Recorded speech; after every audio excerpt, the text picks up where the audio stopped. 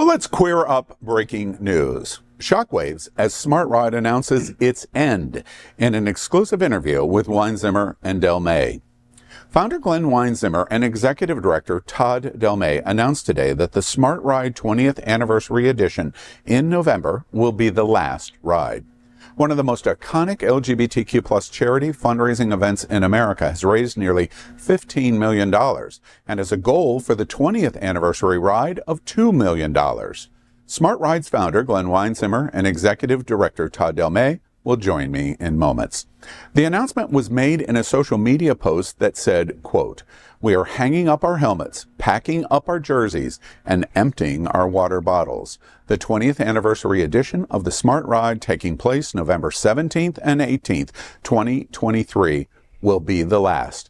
We will all walk away with our heads held high and a legacy you can be proud of," end quote.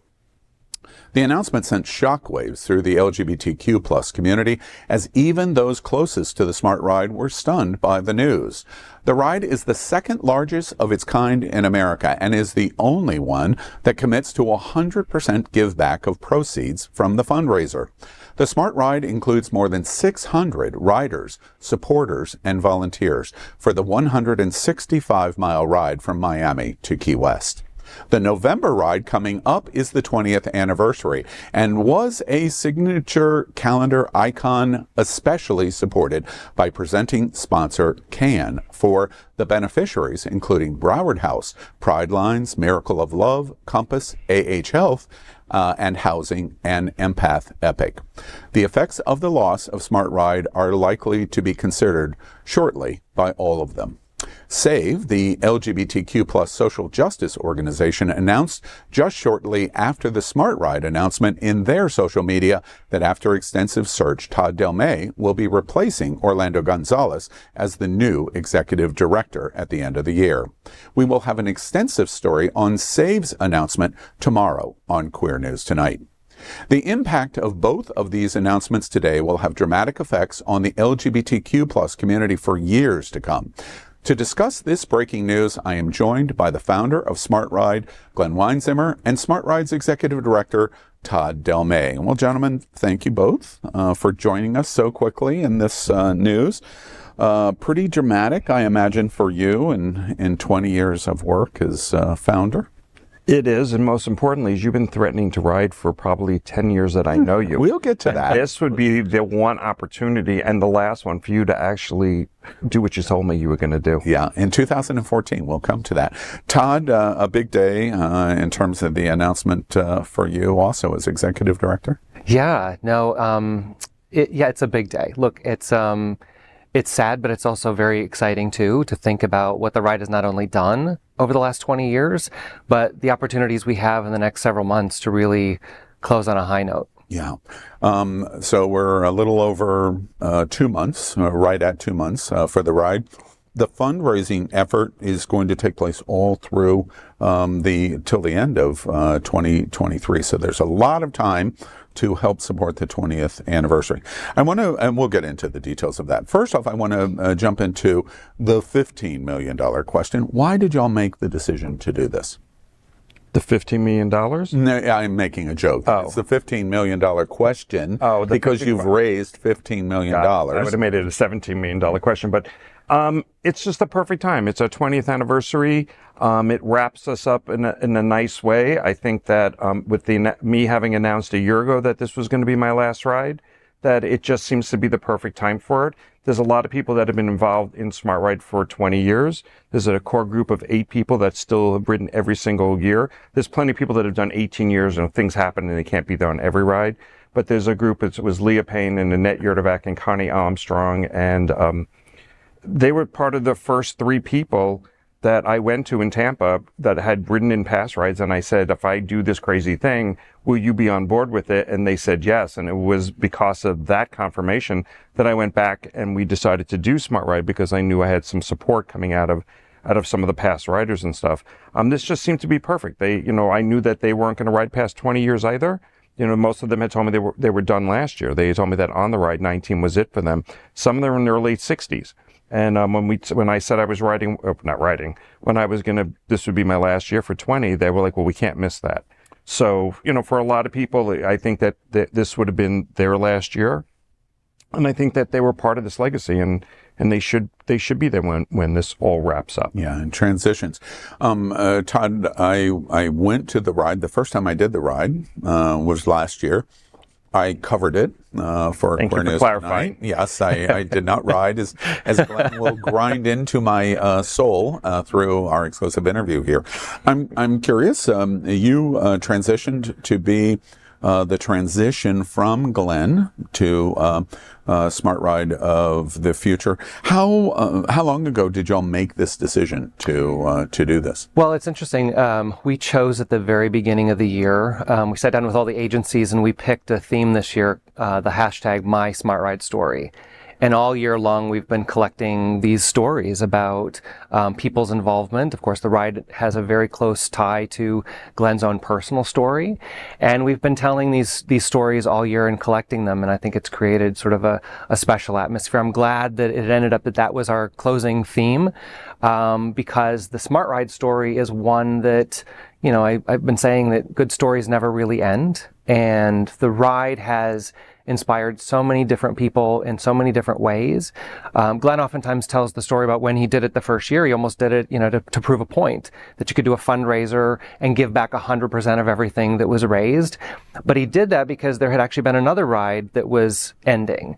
And I have no doubt that, there will be 1,000 different things that will come out of this, big and small, that will all have been inspired in some way by the Smart Ride. So was the decision making, I saw your social media post that you were frankly surprised that the news of it as you were communicating to the core circle was kept quiet for 3 weeks. Congratulations. It was kept from me for 3 weeks. Exactly why it was quiet for 3 weeks. Okay. I knew not to tell you. Right, exactly. I congratulate you. No. But has it been a long time in the works for this decision? No. I mean, it was like 3 weeks ago is when there was a conversation about it.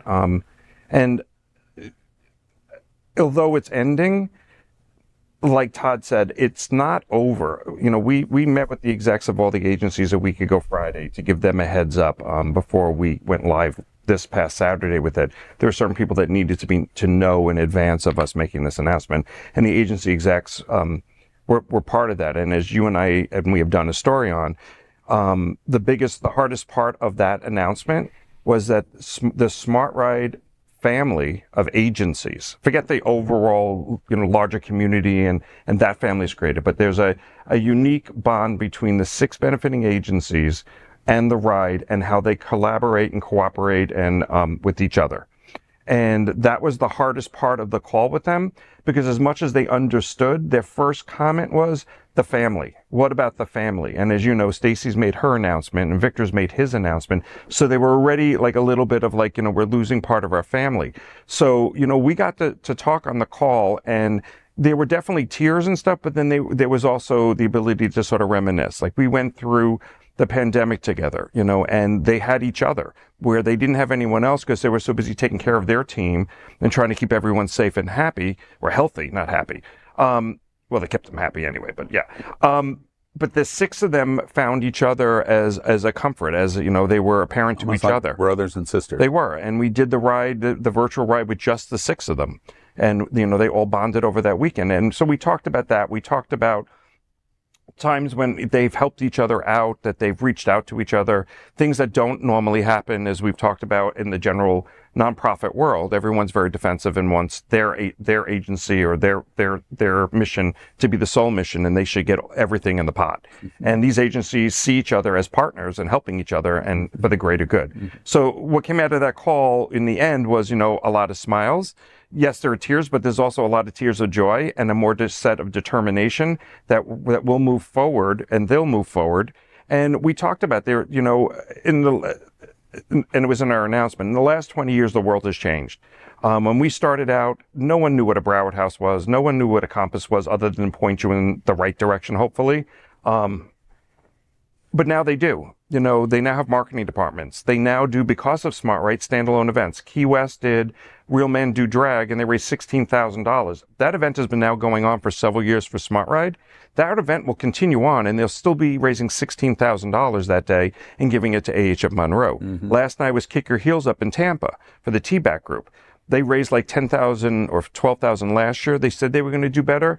And I got a late text from Joy, who's their executive director. They raised over $20,000. So SmartRide has really, historically, over the last 20 years, helped these organizations to literally get up on their feet and start to run on their own. Yes, and let the community know who they are. And now they have community supporters that they didn't necessarily have before. They had patients before. Yeah. And it was sort of secret. You were sick, you went quietly by your doctor to one of these organizations, but you didn't broadcast that you were part or you were supporting them, because there was that level of shame. Yeah. You know? And stigma. And stigma. Yeah.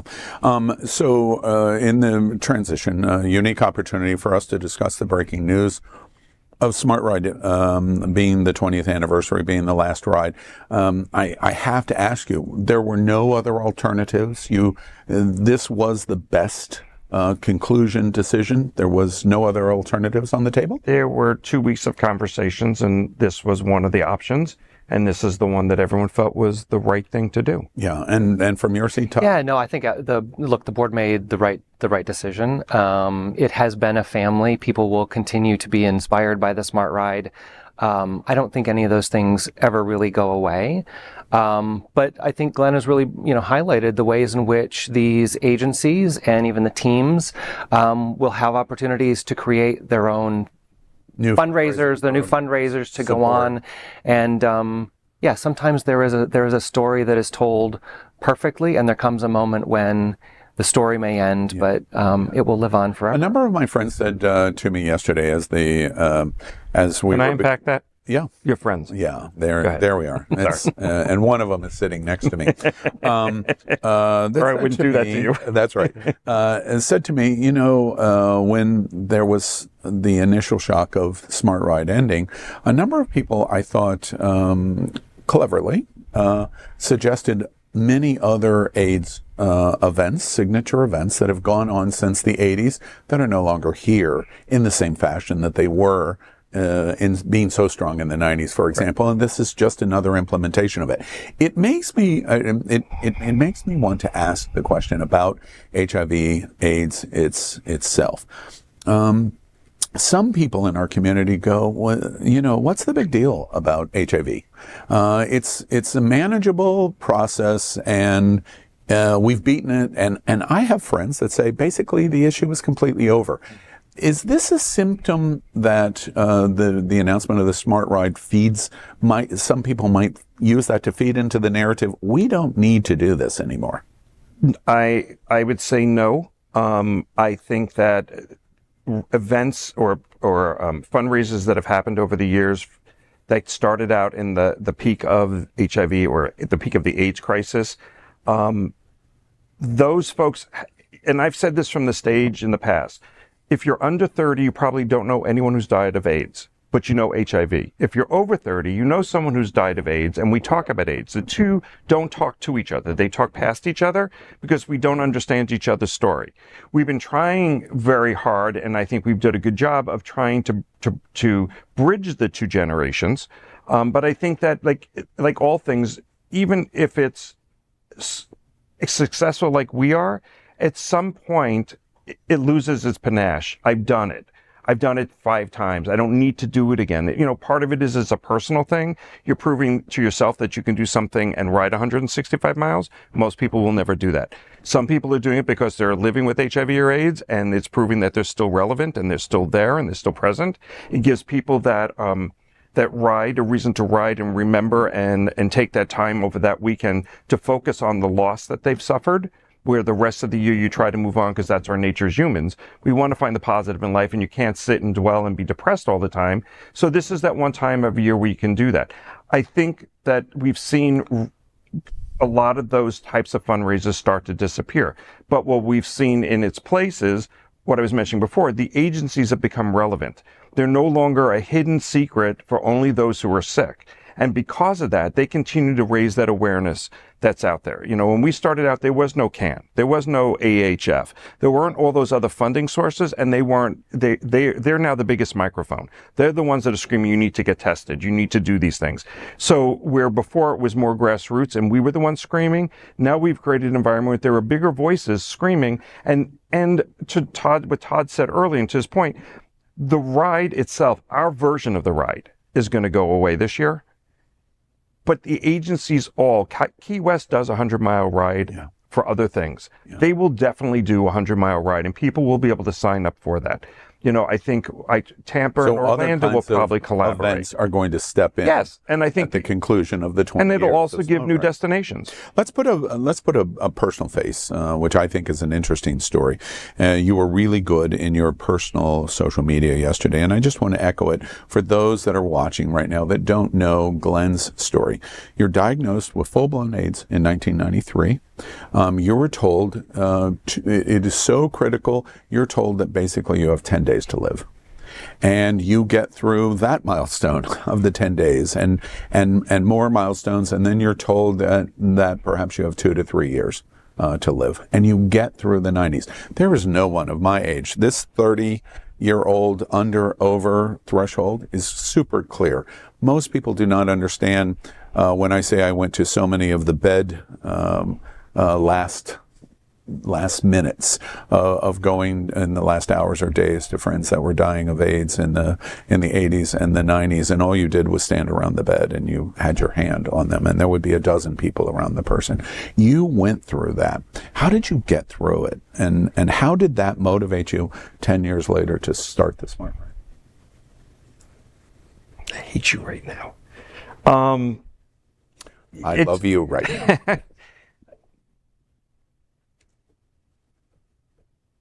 This is the face of Smart Ride. We're watching it live. You had to make it a drama thing? It's true. Watching it live. How did you get through it? You know, I'm stubborn. I'm a type A personality. I hate being told what to do.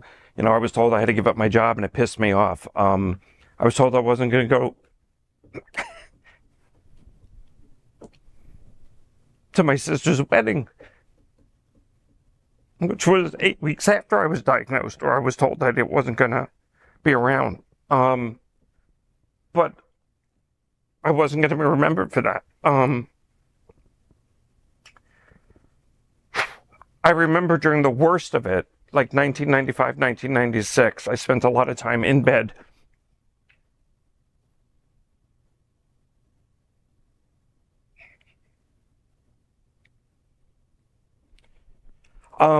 And I made myself a promise on a daily basis. I said, today is not a good day to die. I understood why people who had cancer or other things, and people would say, I saw them the night before and they seemed fine. I don't know what happened.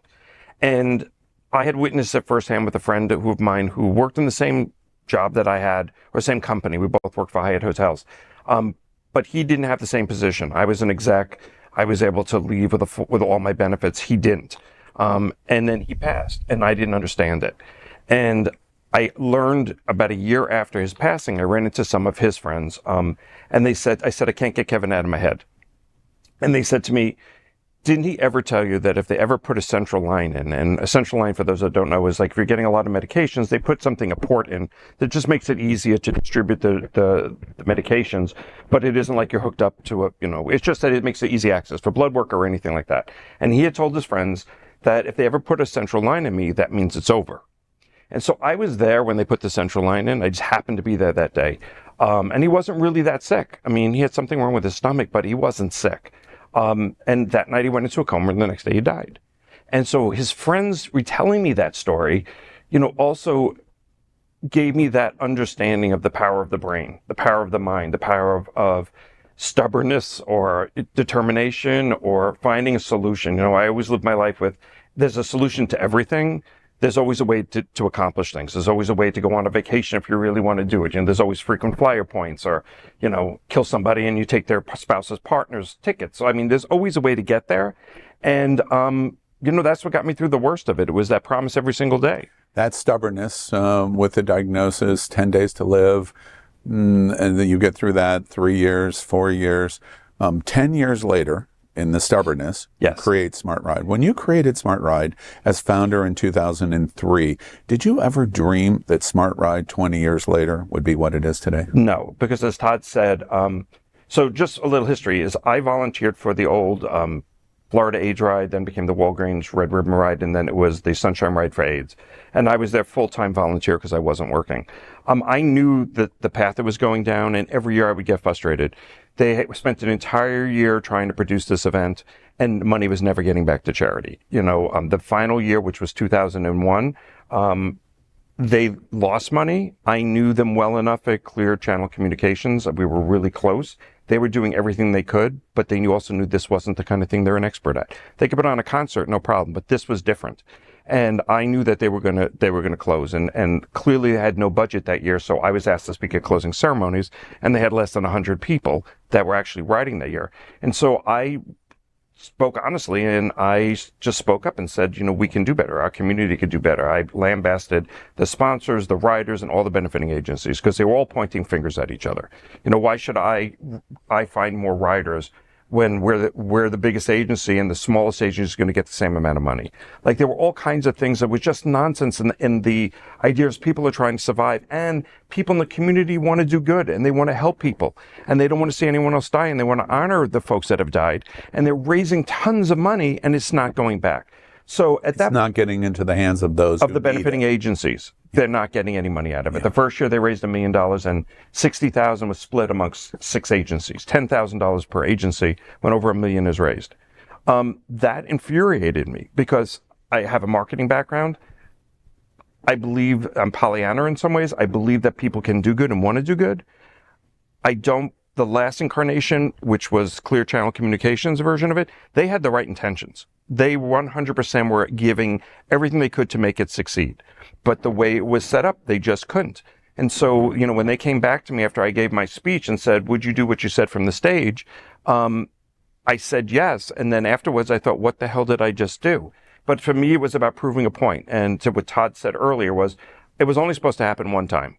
It was just to prove a point that as individuals, we could do this. We could give back 100%. People could decide how their money was going to be divided. I could break that animosity or that sense of agencies fighting with each other if they had a control over how much money they could potentially get. Instead of making everybody an enemy, everyone had to make friends in the community. They had to do fundraisers. They had to get and Smart Ride is incredibly interesting to me because of the story of you in 1993. 10 years later, you've just told the story of why again you face the fatality of a fundraising event for something that is very dear for you, and you go, okay, well, I'll show you. We're going to prove that this can be done correctly. And 20 years later, I know you don't take compliment well. I know Glen Weinzimer well enough to know you don't take compliment well. But how does it feel that in those two things, one, facing your own death, and second, facing 10 years later, the issue of fundraising, and now what's getting ready to happen in this 20th last celebration of Smart Ride? How does it feel of your hand involved in this? It's actually, I'm very much at peace with this decision. We're the same age. You're slightly older. By minutes. But you've lived a harder life than I have, so it doesn't show on me as it does on you. Jesus. I didn't want to be on the stage at 60. Like, my thing was to get this, and then when it kept moving on, we broke $1 million on the 10th anniversary. It was also like, here's a perfect time to walk away, because it selfishly, it's taken a lot of my personal life, and I do other things as well. And you come to a point where you go, like, you can't survive by just doing this. And at 63, most people are planning their retirement, and selfishly I say, well, what about me? When do I get my chance, And people have been really great about it. They're very appreciative. I told you before, there's only one person out of like 600 emails that I got that told me that you're being selfish. And I was like, where were you all this time? Like, all right, fine. Your big mouth, come over and take it. I'll give it to you. You're so smart. Let's see what happens. Right. But, I'm pretty sure that after what I know about 1993 and what I know about 2003 and now what I know about 2023 and your move on to something else, whatever's going to happen in the next 10 years, we just don't know how great it's going to be yet. But you're going to recommit to something that's incredibly great. When I recently received an award from, ironically, SAVE, my what do you call that? The speech that you give when your recognition speech, acceptance speech. That's the word. My acceptance speech was more about like, where are we as a community? HIV and AIDS is not going away, but it's not going to get better if our political environment doesn't change. So as long as we have a DeSantis or a Trump in power, everything's at risk. And if we don't stop it at that level, we can't protect it at this level. Because as we see when you're banning books and you're taking away people's safety net in schools and you can't talk about your authentic self, what does that do to your mental being? What does that do when you're sent home to an abusive father because you've been outed by your teacher and your father beats the crap out of you because he doesn't want a queer son? Does that kid commit suicide? Does that father kill the kid? Does the kid go into the closet and for years struggle? Like it all has repercussions, and that also has repercussions on HIV and AIDS, because if you're not getting the education in schools about healthcare, if you're not getting to talk about it in peer groups or the GSAs after school. Are you going into politics? No, that's one thing you will never see me do. But you're going to voice the politics. I have voiced my opinion, and I would love to work with the Wilton Manors business community and the bars, because I feel like there's messages that are not getting out to our younger folks. And you and I have talked about this, that if there was a way over time, over the next 2 years, message out, we'll all be excited to watch your work in that. One last thing, over the course of the next 3 months, a little over 3 months, there's going to be 1,000 stories come out about Smart Ride. And it was this moment and this moment, 1,000 stories are getting ready to come out because of the anniversary, naturally, of 20, and this being the last ride. Let's start the 1,000 great stories about Smart Ride right now. And from Glen Weinzimer's mouth, what is the single greatest memory moment you have of Smart Ride? If there was only one, what would it be? That's really hard. I could say that this. This is what I do, right? Yeah, and you're okay at it. Barbara Walters, but you're pretty good. Yeah. She also had a bigger budget. Yes. Single greatest moment. Right. I would say it's a repeating, like almost like you have a nightmare. It's the same thing every year. It's closing ceremonies. It doesn't matter what year it is. It's always closing ceremonies. The idea, see, you can do this to me again. The idea that all these people showed up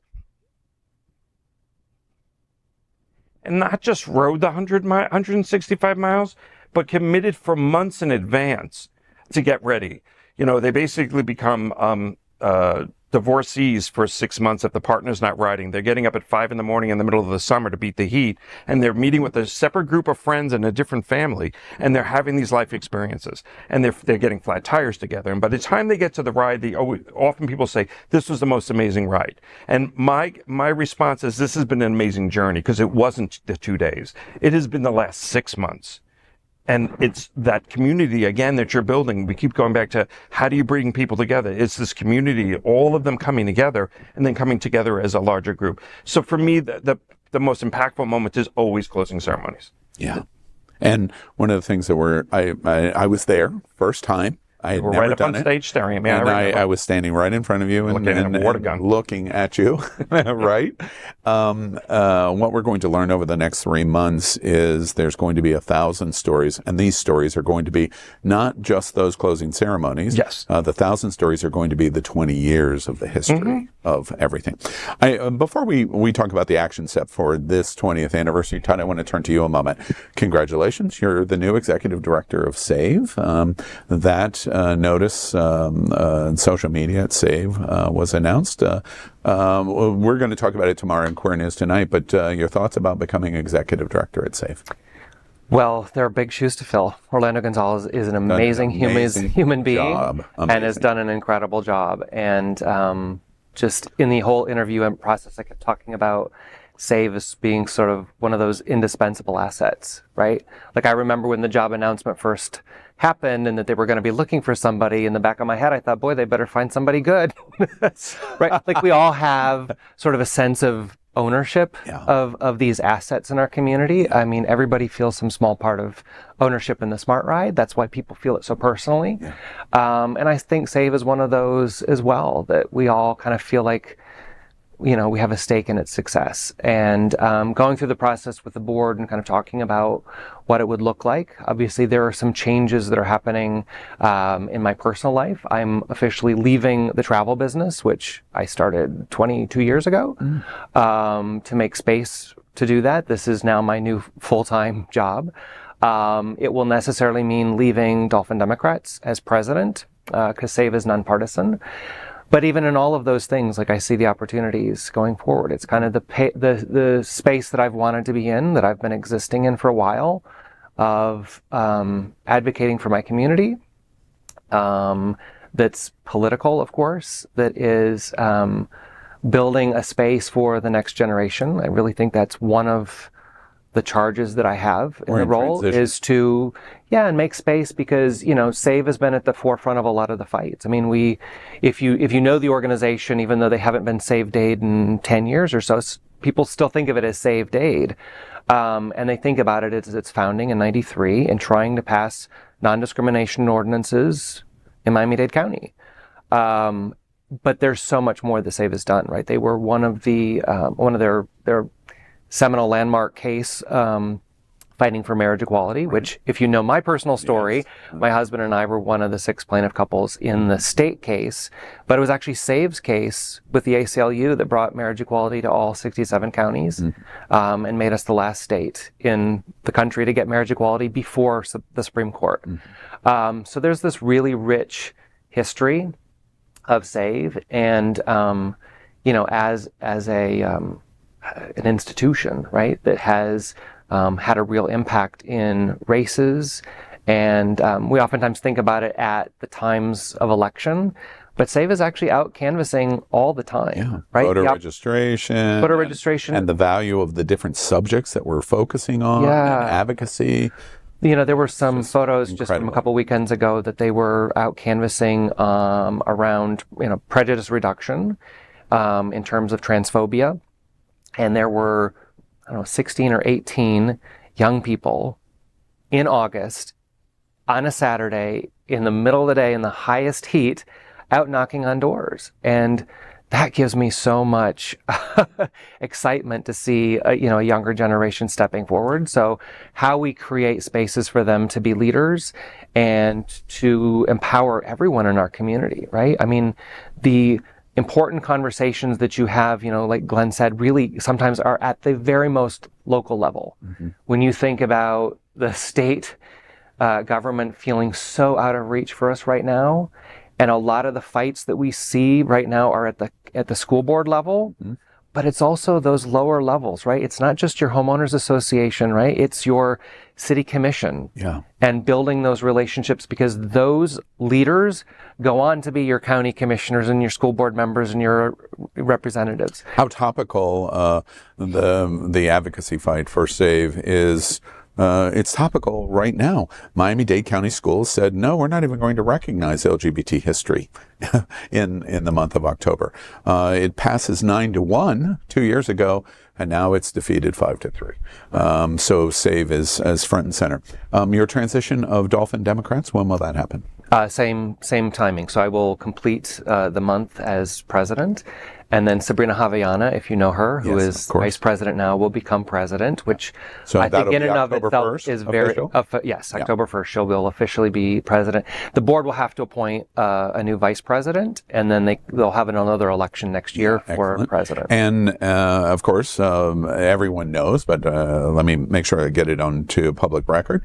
You lead the Hollywood LGBT Council, and you lead Hollywood Pride. Any changes there affected by your not affected by this per se. My term as president of the council is up at the end of the year, so I had told the board 6, 8, maybe a year ago that I would not be. That's it. So there are a couple of people that have been kind of stepping up. So we'll see. Okay, where and that how goes. about Hollywood Pride? And then Hollywood Pride, I'm still going to chair this year to get it, up and running and off. And what's really exciting about my Hollywood Pride is that there's this huge team that has grown up around it that really take ownership. I mean, grassroots. Hollywood Pride launched brand new as this will be year 3, right? Year 3. Yeah. I mean, it launched as grassroots. And things like our performances, the entertainment. I don't do anything with that. Francesca D'Amore does it. Does a fabulous Like, this job. is who's going to. By the way, she does a much better job than you would do if you were doing it. Oh, yeah. Last question. You'll take the reins at Save when?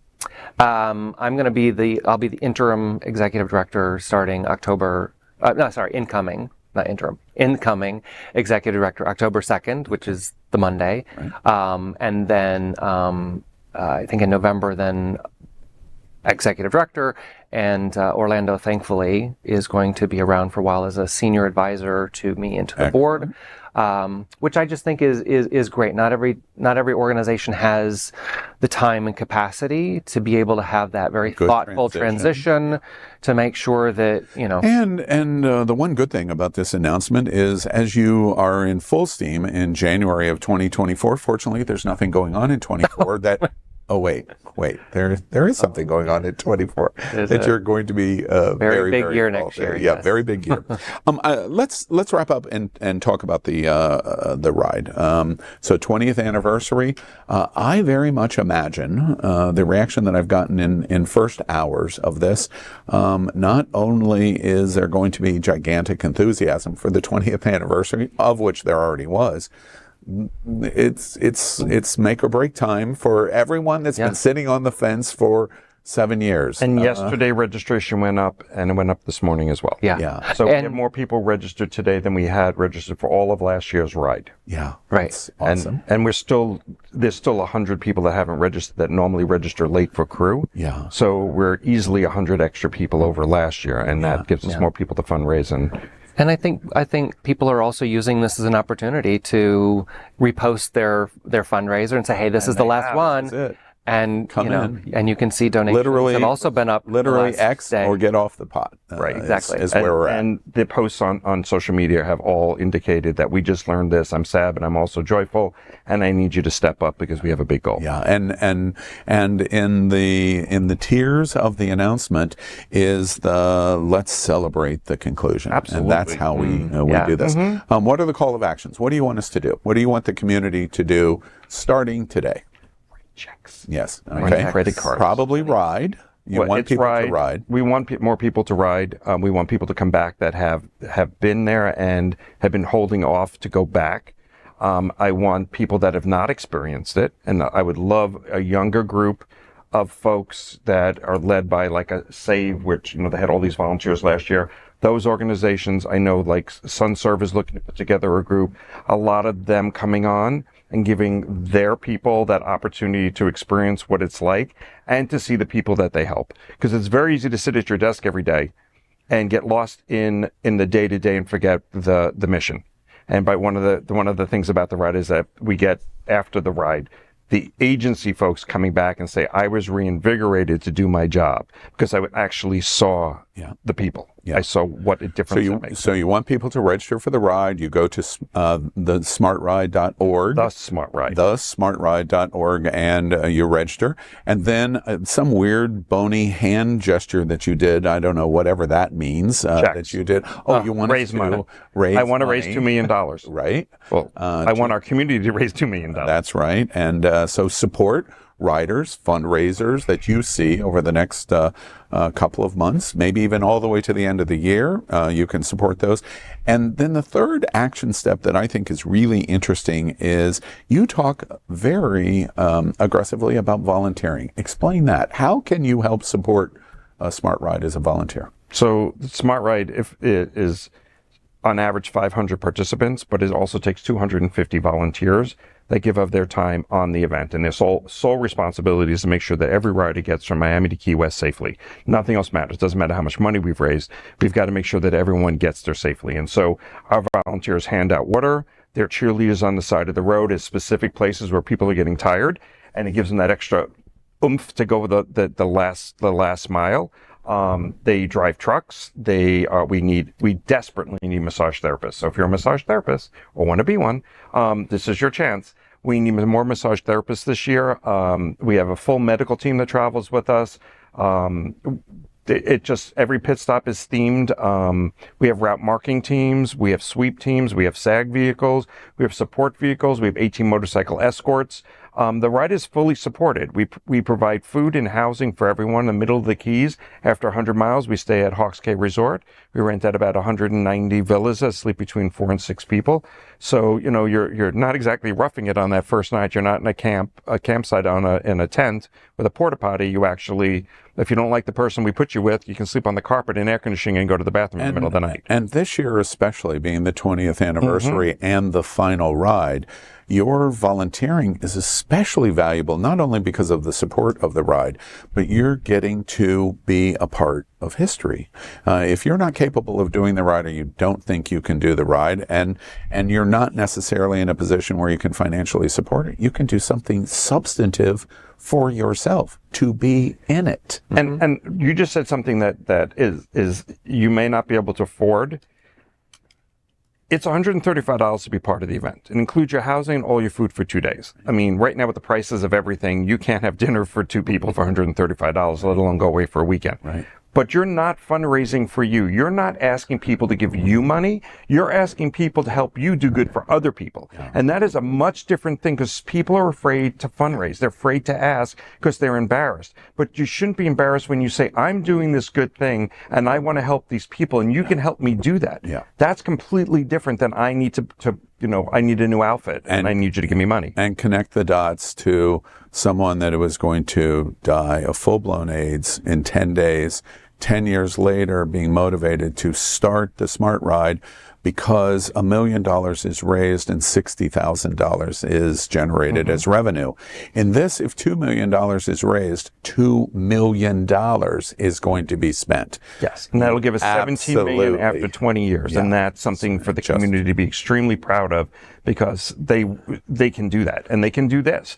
They've never disappointed me. The most they've ever raised to date is $1.4 million in 1 year. So the stretch from 1.4 to 6 was the same kind of stretch as 1 million to 1.4. So I know this community, and I know that they are determined, and right now they got a fire in their belly, and they're going to make it happen. And it's your opportunity. It is the final Smart Ride, 20th anniversary. The goal is $2 million. Just a recap, go to thesmartride.org. The 3 action steps: ride if you can. If you can't ride, donate to a rider or donate to a fundraiser.